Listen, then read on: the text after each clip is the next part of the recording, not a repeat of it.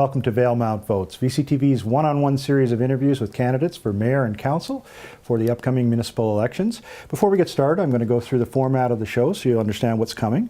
First, we're going to start by reading a biography of the candidate, which has been written and submitted by the candidate. Then the candidate is going to have up to 3 minutes to make their opening comments. From that, we'll move right into 7 prepared questions that you, the viewers, have submitted for the candidates. They've had a chance to see these and to prepare some responses for it, and they'll have a fixed amount of time to answer those questions. After that, we've got 3 specific questions for the candidates that have been written specifically for each one of the candidates. They have not had a chance to see that, and that's so that you can gauge how they respond to questions that they haven't had a time to prepare an answer for. And then finally, the candidate will get a chance to make his closing statement, and we'll go from there. Just a few points. This is being done in a live-to-tape scenario, which means we're not broadcasting live, but we're going to go through the entire interview, mistakes and all, and get through it without any editing. I will be monitoring the time, so the candidates know how much time is going to be allotted to them for each question. They're not permitted to go over, and they're not permitted to take any unused time from one question and add it to another one.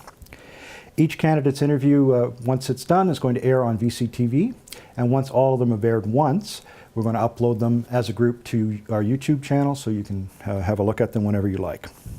Okay, so without further ado, I'm going to go into the biography of our candidate. Today with us is Peter Fox. Peter Fox was born in Ontario, but has lived in Valemount for 24 years. He worked through high school, funding his own education to become a fish and wildlife technician. He became a special constable ranger in northern Alberta until the onset of multiple sclerosis in 1986.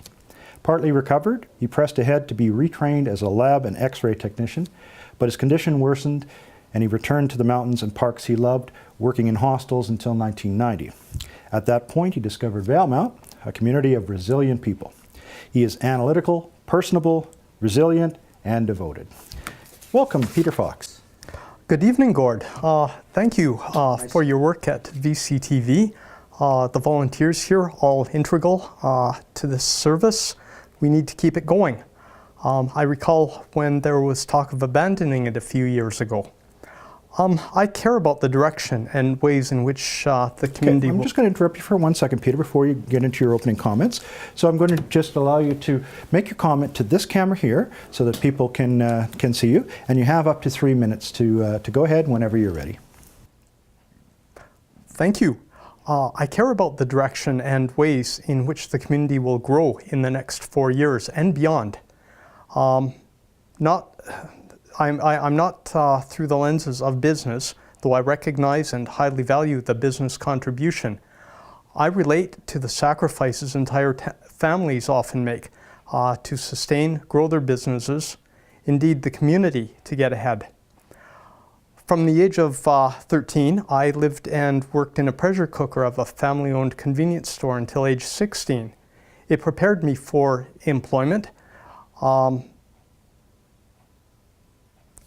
I set up and managed stores for Max Milk in Eastern Ontario, working for the corporate.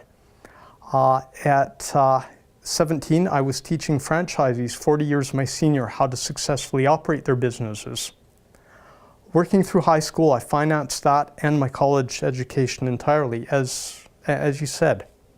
So I represent the working poor and those who have known exhilaration of success, overcoming immense struggles through the storms of life. I support small business, the competitive drive, the backbone of our economy and community life. I have the greatest respect for those volunteers who serve on committees and those who listened and inspired to make it happen. Expanding depth of input to local government. The direction, the policies, the momentum is good. I want to ensure that the quality of life in the community is integrated for employees, for community stability, the good of all. My love of this community, my feeling of connection to the valley, which for 24 years has given me a home, you can't put a price on that. Nor the people here who are tenacious, caring, and realizing all of this at age 57, I feel it's my time, my opportunity to serve in a more significant role. Great. Thank you very much. Thank you. So we're going to move into some prepared questions now. So we asked the voters to submit some questions for the candidates. It'll be all the same questions for everyone.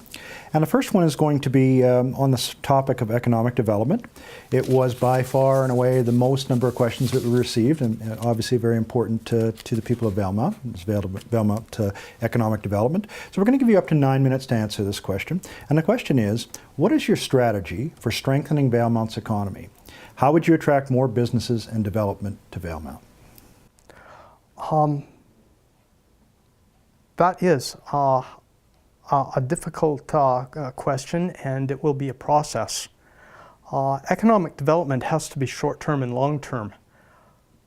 My strategy is that we remain on course with Valemount Glacier destinations while pursuing all possibilities to become a center of excellence in training and technology for the geothermal potential here. I propose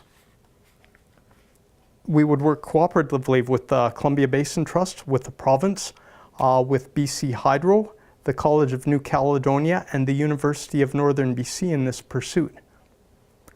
It's worth noting that the province has acknowledged the need to move forward with geothermal following the Valemount resolution that was passed at UBCM last month. Our people put a lot of work into making that happen. I believe geothermal is the future for us for reliable energy and energy export. We need to be first out of the starting gate, and Council has accomplished much. The foundation is laid. We might even supply energy to the Valemount Glacier destination. Revenues from LNG are now forecast to be half what they were expected until 2037, double the payback time, and half the return.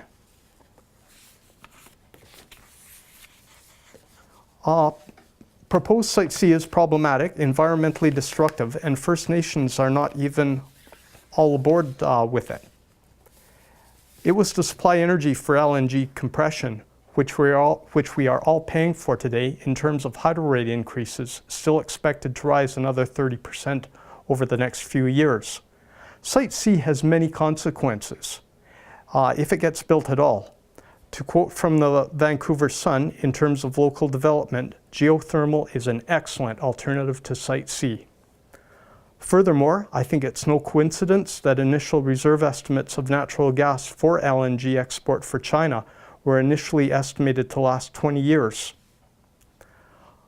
In fact, the province does not know the actual reserve, and subsequent estimates of the supply have been all over the map in quantifying the supply. It may last 20 years, maybe 60, but geothermal's forever.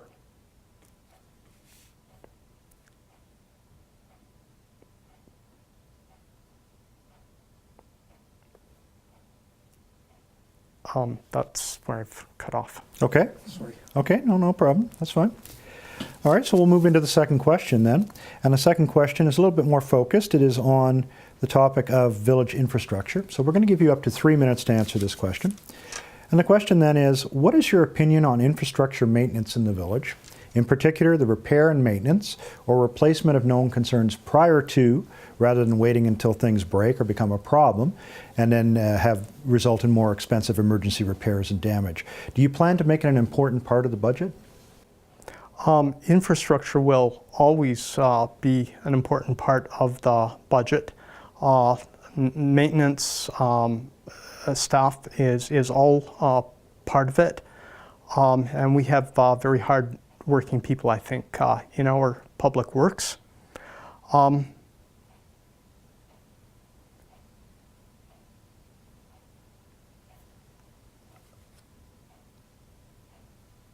We will be looking for every provincial and federal contribution and every program to move beyond a reactive repair approach. The floods in Calgary cost $1.6 billion in damages, and only $1.7 was insurable. For every dollar spent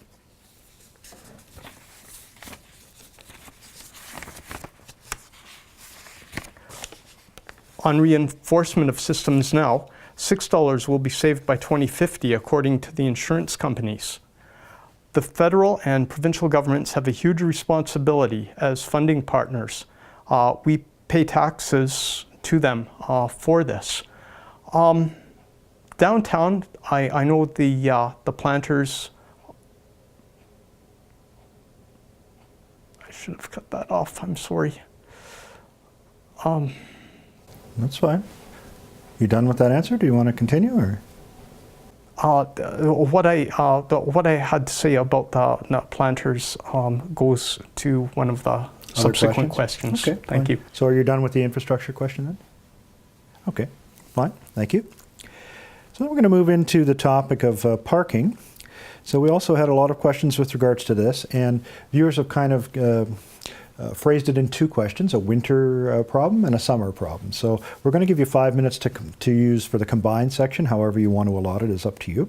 So first we'll start with the winter question, and that is, when the village plows the snow, it makes a ridge and trucks and trailers have to park on the street, and it makes for a tunnel going down Fifth Avenue.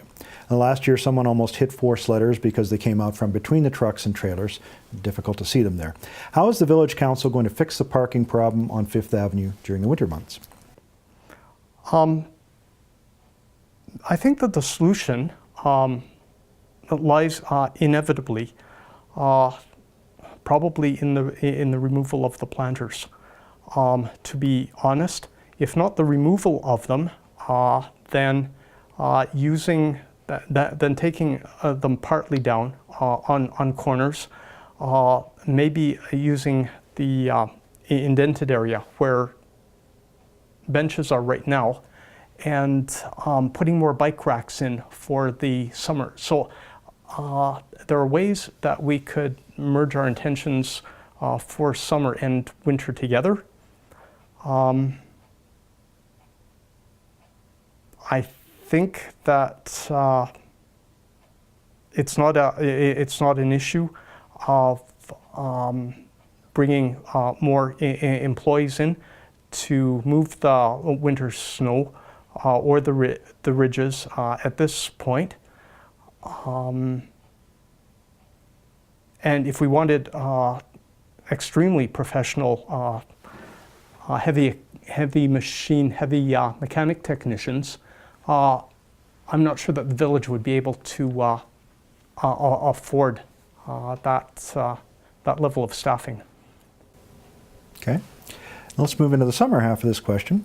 And the summer question is, it's a well-known fact that we have a major parking crisis in the downtown core when it comes to accommodating tourists and travelers with oversized vehicles, such as RVs and trucks, pulling trailers, that type of thing. What measures would you implement to alleviate this problem? And you have 3 minutes. We have a young man, and though it's unfortunate for Henry, but a young man who has seen a vision, and maybe for the next few years, apart from just locker storage, sledders, even RVs in the summertime, could make use of the space behind the trading post. So our next question deals with water meters in general, and then also smart water meters. It's a combined question, so we're going to give you a little bit longer to answer the question. So you can have up to 5 minutes. The first part of it is on water meters. Do you feel water meters are necessary for Valemount? Why or why not? I'm not ready for residential water meters, Gord. The town is so small, and the cost of implementing that I think would be out of reach. I think we have other priorities in town where our money needs to be directed. I'd like to look at I would like to look at the data generated by the water ambassadors this summer and the previous summer. Mm-hmm. There are usage statistics among there, I'm sure. So if we need to change a unit rate rather than a flat rate for usage at hotels, I might consider it in the interests of promoting good maintenance and conversation. Those people can, those businesses can maybe afford it better than residents who would face tax increases. Okay. Great. Let's move to the other half of the question, which is on smart water meters. And the question is, how do you feel about smart water meters? Are you aware of the mounting concerns regarding health, security, and privacy? And do you know what the alternatives to smart meters are? I'm sorry, that's not something that I've researched. If it's anything like the smart meters that Hydro has attached to our homes, I'm sure that there are pros and cons for conservation. Maybe even in terms of nighttime, daytime usage and savings that might come at night. Inevitably, a certain amount of hydro is going to be used regardless of the meter. I'm not impressed with them. Okay, great, thank you. You're done? I don't want to cut you off if you've got something else. You're done. Okay, great. We'll move on to the topic. So this was another combined question, and it deals with the topic of youth center slash community center slash activities for children and youth. And we're going to give you, again, up to 5 minutes because there's kind of two separate questions for this. And the first part of it is on youth center slash community center, and that is, where do you stand on creating a community center or youth center for Valemount? I wonder if there's an imminent necessity for another meeting place for youth, or another need for an indoor recreation facility for youth. What the affordability is for a small town. A lot of CBT funds have been directed and will be for infrastructure on the mountain biking trails, 5 Mile. Right. I think that we just need to keep that in mind. In honesty, as youth who had outdoor interests, and who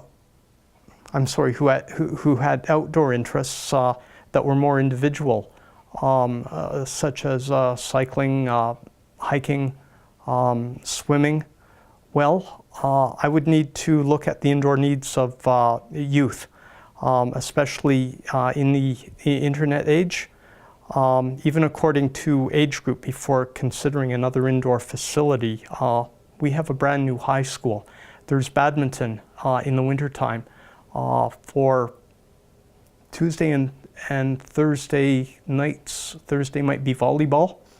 I used to play badminton, I should know. I think it's the reverse. Okay, sure. So we need to understand that youth are as diverse in their individual interests and needs as anyone, really. And there might be different interests depending on whether they arrive here from town or country, if they've been raised and born here, if they're self-motivated or needing of a mentor or other kids to show them new and fun skills. I'd like to see the community bus, though, used to its fullest extent. Look at the available subsidies for 4-season trips to the Jasper Aquatic Centre. This would be compatible with health objectives and with the interests of active seniors and the disabled. A community that serves the needs of youth is one that serves the needs of many. I've had a garden nearly every year since I was a teenager. As a matter of fact, Dr. Lotta Hitchmanova of the Unitarian Service Committee, if any of you are old enough to remember that, like me, I admired the front lawn vegetable garden I made in Ottawa Centertown. If we are to attract active seniors, we need more active activities. Okay. Got about 1 minute and 40 seconds to tackle the other half of that question, which is spray park. And that is, where do you stand on creating a spray park, wading pool, or some other water-based recreational facility for children here in Valemount? Again, is there imminent necessity for another meeting or recreational facility for youth for youth. In the summertime, I think that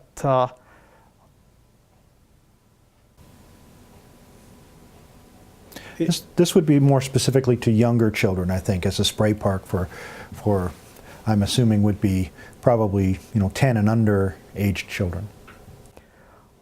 I think it would come down to the cost and looking at insurance as well, liabilities. So I'd like to hear back from the youth organizations and parents that have feedback into that as well, if they have different aged children in their family. Okay, great, thank you. So we're going to move into question number 6 now that has been submitted by the viewers. And this is on the topic of communication. A little bit more focused, is a single question, so we'll give you 3 minutes to answer this one. And the question is, communication is key to learning what is of importance to the constituents, not only during the campaign, but after the dust is settled. If you're elected, how will you communicate with constituents to learn of their concerns, and how will you relay that information back to council? I would certainly review the VCTV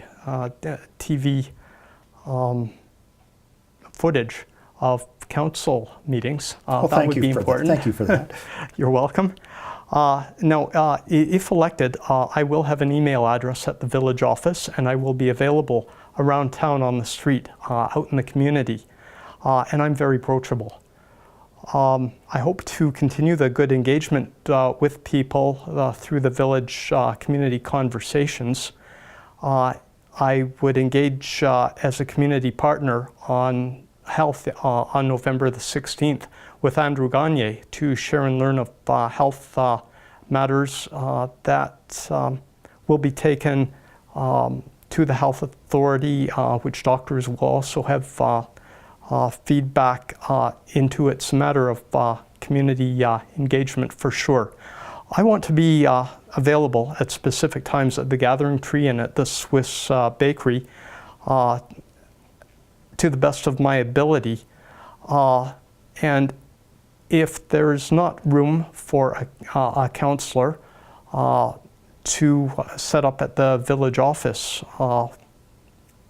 for specified hours, again, during the week, that's something that I would very much like to do. Then whether elected or not, I see myself as engaging the community so long as there's no conflict with council board appointments.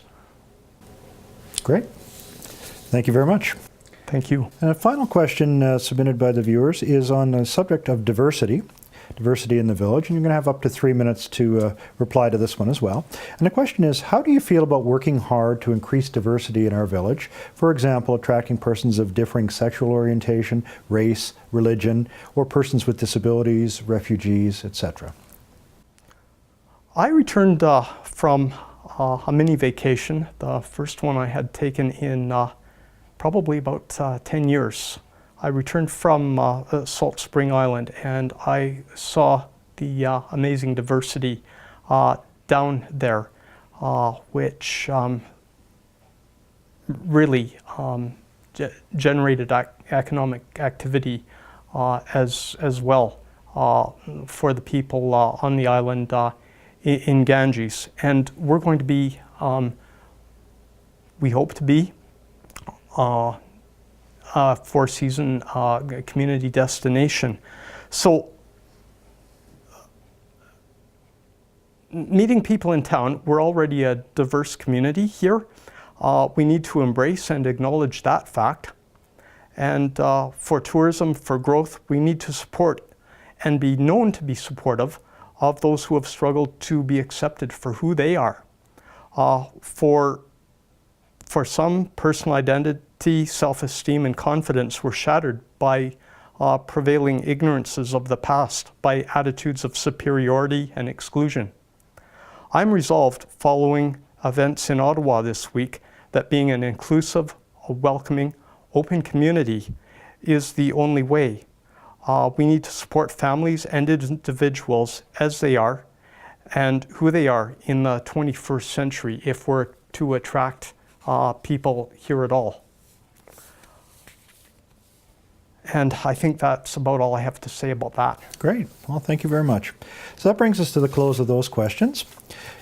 You can put away your notes now because I'm going to ask you some questions that you haven't prepared for to give you a chance to go on a little different track here. So the questions that we've written for you is, first of all, this is your first attempt here at running for council, I believe. It is. Am I correct? Good. And the question is, obviously then, why have you decided to run for council? I've decided to run because I would like to keep progressive momentum at council that so inspired Braden Hutchins, who was the corporate officer who has traveled down to my geography. Port Coquitlam, I believe. Port Coquitlam. Mm-hmm. That's right. Yes, I think that council work is hard. It's challenging. Certainly, the campaign period, this electoral period, isn't the normal day of a councillor. Right. And I think I could satisfy the needs of a councillor, and I'd like to do that. Great. Thank you very much. All right, second question is a bit of a get-to-know-you kind of question, and that is, for those who don't know Peter Fox, what work and life skills and attributes would you bring to this position? In other words, if this was a job interview, and I guess it kind of is, why would the voters want to hire Peter Fox? I think that I bring quite a perspective. From managerial skills when I was much younger, to the greater responsibilities of Special Constable Park Ranger. I may be able to assist with our bylaws as they're developed. It's kind of a question of attributes. So if somebody asked me, well, Gord, why should someone hire you for VCTV? And I would say, I'm a people person. I'm curious about the business, etc. What are those attributes that you would bring? It doesn't necessarily have to be your experience, because we've talked about that.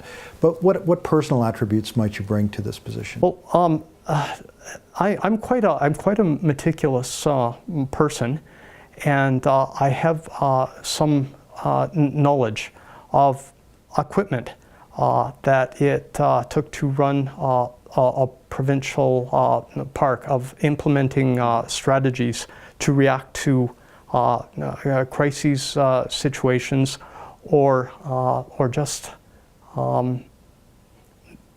managing the weekend incursion or summer incursion of so many people. There are a lot of skills needed to pull that off, and my college training equipped me quite well, I believe. Okay, great. And the last question we have for you in this regard is kind of a forward-thinking question, and that is, if elected, what is your vision for Valemount for the next 4 years? That would be the term of office. What would your vision be if you had to point to something? What would your vision be? Valemount Glacier destinations for sure. A vibrant community. It would be a vision of storefronts downtown that would be full of new shops servicing the Valemount Glacier destinations, and more people arriving here. If we became a center of excellence in geothermal technology, maybe the first in Canada, since this hasn't been developed in Canada yet. Right. A healthy community, one where people like to return to, with enough money also to put installations at the end of the roads that might silence the train whistles. I know some people are very fond of them. They're not good for sleeping, and for anyone who is on holiday and is shocked to find them here, it's probably not a return visit. So there are infrastructure improvements that I would see. There would be more families, children, sustaining, if not increasing, the population here. Maybe a community of 2,000 to 3,000 people. Again, dependent on the larger industries that we can bring here. Right, right. Great. Well, thank you very much for those thoughtful answers. We're going to give you now an opportunity, just as you did at the beginning, to make your closing statement. And you're going to have up to 3 minutes to do that. When you're ready, if you could just look right into this camera and start anytime. Okay, thank you. These elections, this interview, are all affirmations of democracy. The slate of candidates, all worthy, all putting their names, experiences, hopes forward to represent the diversity of this village. Please get out and vote. Take a friend along. The campaign itself has nothing and everything to do with the normal function and pace of council duties. The civic duty sometimes more or less grueling. Thanks for making it a bit easier, Gord. Oh, you're very welcome. Thank you. Thank you. Have a seat. We're going to just finish up. I want to give the voters some information on voting, and then we'll just come back and wrap up. So if you can just bear with me for a minute, I want to provide some information for people. So, of course, Election Day is Saturday, November the 15th, and the polling station will be the Valemount Community Hall, right next door to VCTV here at 101 Gore Street. Voting times will be from 8 a.m. to 8 p.m. If you're unable to make that, there is advance voting scheduled for Wednesday, November the 5th. And the voting times will be from 8 a.m. to 8 p.m. And a polling station for that will be the Village of Valemount Council Chambers. So the advance voting on November the 5th, 8 a.m. to 8 p.m. at the Village of Valemount Council Chambers.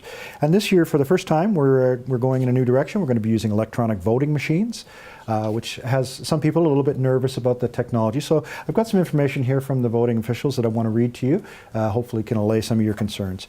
Electronic voting machines are accurate, simple to use, and can provide final election results within minutes after the close of voting. You will go to the voting booth just as you always have, make your choices. They're going to give you a special pen that the machine will recognize, and then you'll follow the instructions on the ballot like you always have done. After you finished your voting, instead of taking your vote and folding it up and putting it in the cardboard box like we used to, you're going to put it right into the electronic voting machine yourself. And the machine's going to tell you right then and there if your ballot has been accepted. If there's questions with the ballot, the machine's going to notify you and give you the option of submitting the ballot the way it is. If you've decided to spoil a ballot deliberately or undervoted on the ballot, those are your rights and your choice, and you can do that. Or it'll give you the option of correcting it if you've done that in error and you want to make a correction. The only option the machine's not going to do is not going to allow you to overvote, and that is to fill in too many candidate names. There will be a machine attendant at the polling station to assist you if you have a problem. So they're not just going to throw you into the fray and let you do it for the first time. There will be somebody there to help you. It is apparently far simpler than using a bank ATM machine. So the voting machines apparently are quite simple to use. The machines are going to be on display at the All Candidates Forum, which is October the 30th at, well, the doors open at 6 p.m. The actual forum will start at 7 p.m. and that's at Valemount Secondary School. The machine's going to be there on display. The staff will be there to explain the process and give you a demo and maybe answer any questions that you might have. So that's all we have. Thank you very much again, Peter, for coming. Thank you. Appreciate it. And best of luck in the last couple of weeks here of the campaign, and continued success. Continued success for VCTV, Gord. Thank you. Thank you.